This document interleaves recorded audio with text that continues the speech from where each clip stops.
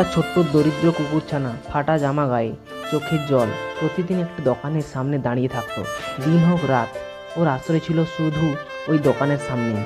দোকানের মালিক সে কুকুরটাকে কখনো ভালো চোখে দেখতো না। ঝাড়ু দিয়ে মারতো, লাথি মেরে তাড়িয়ে দিত, তবু কুকুরটা মন থেকে মালিককে ভালোবাসতো। মালিক খাবার খেলে ও দূর থেকে তাকিয়ে থাকতো এক টুকরো ভাতের আশায়। কয়েকদিন পর হঠাৎ কুকুরটাকে আর দেখা গেল না। দোকানের মালিকও অদ্ভুত নীরবতা টের পেল। সে সিসিটিভি খুলে দেখলো রাতে কয়েকজন চোর দোকান ভাঙতে এসেছিল, আর সেই ফাটা জামা পরা ছোট্ট কুকুরটা জোরে ঘেউ ঘেউ করে চোরেদের আটকাতে লড়াই করেছিল। চোরেরা রাগে তাকে পিটিয়ে দিল।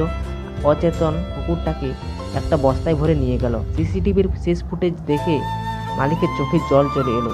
যে কুকুরটাকে সে কখনোই ভালোবাসেনি, সেই কুকুরটাই তার দোকানটা বাঁচাতে নিজের জীবনটাই দিয়ে দিল। আপনি যদি ছোট্ট কুকুরটিকে ভালোবাসেন তাহলে চ্যানেলটিকে সাবস্ক্রাইব করে লাইক করে দিন।